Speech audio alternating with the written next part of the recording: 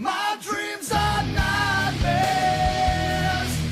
How can I sleep? You got the gun against me. What's going on, everybody? King of Dragons 5000 here, coming at you with another figure review. Today we'll be having a look at the Mattel WWE Elite Collection Series 79 Collector's Edition Walmart exclusive, The Undertaker. And so here we have the Undertaker pose and out of the packaging. Before we take a look at the figure, let's actually run through his accessories really fast. Undertaker here does come with two different pairs of hands. He does come with a pair of grip hands. Then he comes with a pair of wider grip hands. He also does come with his entrance hat, as well as his entrance coat. Now, unfortunately, it is made of rubber. It's not soft goods, which I would have preferred. Other than that, Undertaker here doesn't come with anything else. Again, I really would have liked to see a soft goods jacket and a pair of fists, because I think that's something he really does need. But other than that, he doesn't come with anything else, so let's move on to his details. So here we have a closer look at the Collector's Edition Undertaker, and I really do love this head sculpt. It's a really good representation of modern day Undertaker. And the only reason I say modern day is because with a lot of the previous figures, they've been really generous with his hairline. This figure kind of does encapsulate that his hairline has receded quite a bit, and this figure did a really good job of capturing that, as well as giving him the fade that he has, because he does have an undercut.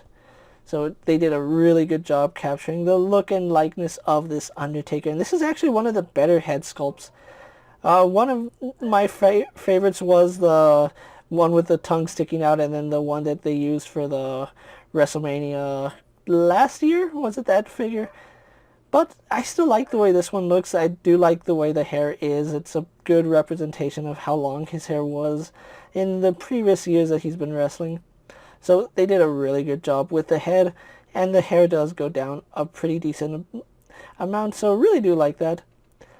One thing I am glad they did was they updated Undertaker's torso. Now, I don't know if this torso has been used before. I know this upper part is made specifically for this Undertaker, but I want to say this part has been seen before on older Kane figures. I don't know if it is or if I'm just remembering that wrong and this is just the first time we've seen it, but I want to say this has been seen on Kane.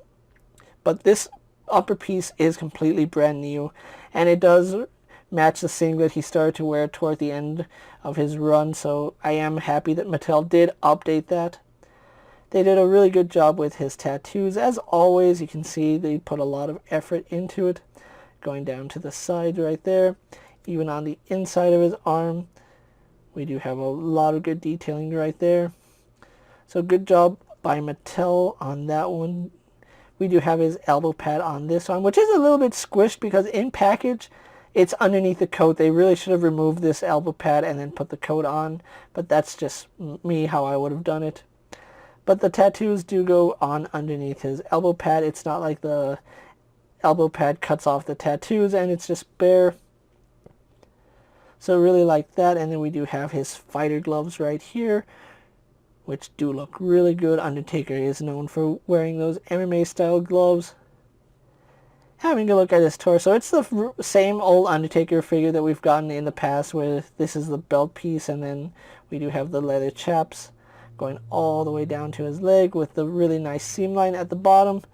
Then we have an unpainted zipper right here on both sides, which I believe that's accurate. I don't know if he still had the zipper on the side when he wore this particular outfit, but he might. I would have to go back and check one of the matches. And then of course he does have black boots. Really nothing more to say. He just wore the black leather pants and they don't have any designs on them, which I want to say he didn't have any black tees or Undertaker symbols anywhere on them, so I want to say this is right. If he did have symbols on him, they just omitted them because you wouldn't be able to see black on black. So anyway, that's the Undertaker for you guys. Really like the way this figure came out. Let's actually get him compared to other figures you may have in your collection. And so here we have the Undertaker pose next to an Ultimate Edition's Brock Lesnar and a basic Jeff Hardy. And so finally here we have the Collector's Edition Undertaker pose next to two other WrestleMania Elite Undertakers. So with the comparisons out of the way, let's actually move on to Undertaker's articulation. Now, He does sport the standard elite articulation. If you're not sure what that is, let's run through it really fast. He does sport a ball joint at the head, although we really don't get too much up and down movement. There is some, I think he looks down better than he looks up, but there is some upwards movement. Does tilt to the side pretty nicely. Does turn left and right. Kind of stiff on mine. You can hear that squeaking going on in there, so I might have to loosen that up just a little bit. Arms are on ball joints. They do go all the way around, no problem. Go out to the side. We do have a bicep swivel, which works pretty good. Underneath his elbow pad, we do have some elbow articulation. If you do remove the pad or just move it up higher, you do get better range. So do keep that in mind, that the elbow pad will restrict some movement. We do have a swivel and hinge at the wrist. No issues there. We do have an ab crunch on Undertaker, which does go back about that far. Does crunch forward only about that far. It's perfectly okay, especially because Undertaker was getting up there in age, so mobility isn't going to be his strong suit. He does rotate left and right, no problem, although there does seem to be some resistance. You can see I can turn him to the left a little bit, but there is somewhat of a little click right there. Once again, turning him to the right, no problem. Turning him to the left, there's a slight click. I don't know why, but that's probably just on mine. Yours might not have that issue. Legs do kick forward all the way, so I do like that. He can deliver big boots. Legs go out to the side, no problem. We do have upper thigh rotation. We have double bend at the knee, works really good. We have a ball joint here at the ankle, which does go all the way around, does move to the side, to the other side, a little bit forward, a little bit back, and then we do have some rocker ankle and of course some slight rotation. So overall, Undertaker here does sport some really decent articulation, and he does look good, and this is one figure that I was really looking forward to when they announced it. Sad that it's a Walmart exclusive, but at least I do have it in hand. So with that out of the way, guys, let's actually get him posed for my final thoughts, and then we'll wrap up this review.